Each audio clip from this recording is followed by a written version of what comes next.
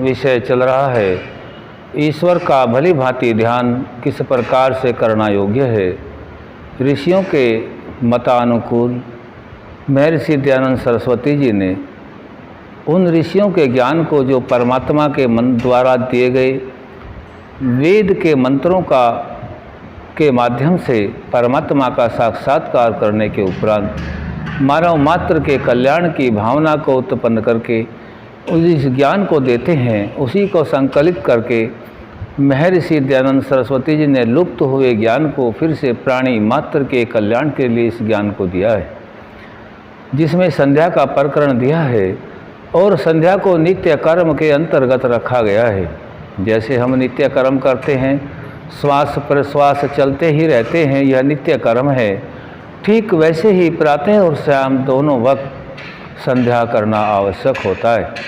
इसी प्रकरण में मनसा परिक्रमणा मंत्रों को रखा गया है, जिसमें चौथा मंत्र लिया गया है ओम प्रतीचीदिक्वारुणोधिपति प्रदाकुरक्षितान्नम ईशावाह तेभ्यो नमोधिपतिभ्यो नमो रक्षितृभ्यो नम ईशुभ्यो नम एभ्यो अस्तु योऽस्माद्वेष्टियं वयं द्विसमस्तं वोजं वेदात्मः।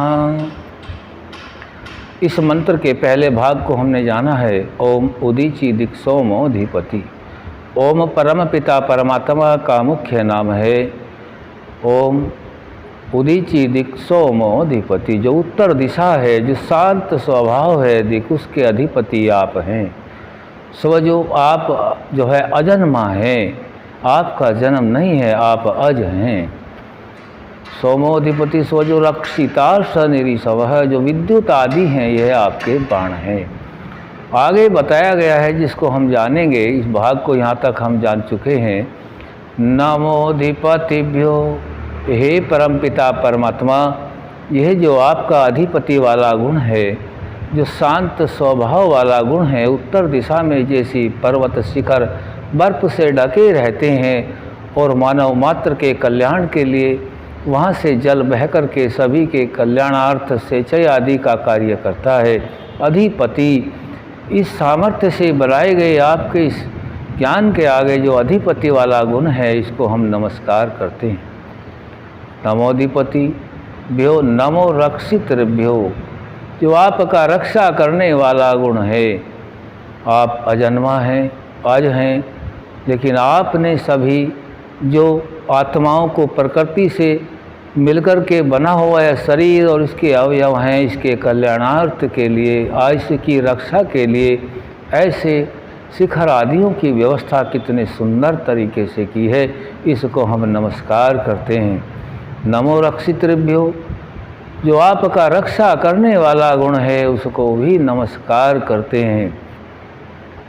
इसके बाद नम ईशुभ्यो, ओम नमोधिपतिभ्यो नमो रक्षितृभ्यो नम ईशुभ्यो, जो आपका ये बाण वाला गुण है। बाण वाला गुण जैसे विद्युत आदि हैं, विद्युत आदि से जो विद्युत हम सभी के उपकार के लिए बहुत अच्छा कार्य करते हैं, विद्युत से बहुत उपकार लिया जाता है। वैसे तो जितना भी प्राकृतिक पदार्थ है सभी उपकार के लिए है, इसको भी हम बार बार नमस्कार करते हैं, क्योंकि यह विद्युत वाला जो गुण है, जैसे आकाश में बादल होते हैं उनमें विद्युत की गड़गड़ाहट होती है और सभी प्राणी मात्र के लिए वर्षा उत्पन्न होती है, और वर्षा जमीन में जितनी भी अन्न औषधि उपजती हैं, जहाँ साथ समतल भूमि में जहाँ तक जल पर्वत शिखर आदि का नहीं पहुँच पाता, नदी आदि का, वहाँ वर्षा के द्वारा आप इसकी पूर्ति करते हैं। ये है आपका जो बाण वाला गुण है, इसको भी हम नमस्कार करते हैं। जैसे जिस प्रकार से विद्वान लोग जैसे आकाश में विद्युत उत्पन्न होकर वर्षा करती है, वैसे ही विद्वानों के हृदय में जो बाण रूपी ज्ञान होता है, उस वर्षा से प्राणी मात्र का कल्याण होता है। नमयेभ्योस्तु, अर्थात इन सभी प्रकार के गुणों को हम बारंबार नमस्कार करते हैं। हम सभी आत्माओं को प्राकृतिक शरीर जो आपने अपने अनंत सामर्थ्य से बनाया हुआ है, इसकी पूर्ति के लिए, भोजन आदि के लिए संपूर्ण व्यवस्था आपने कर रखी है, जिसको हम बारंबार नमस्कार करते हैं। अब यह मंत्र का दूसरा भाग आज यहीं तक रखा गया है, आगे फिर रखेंगे। ओम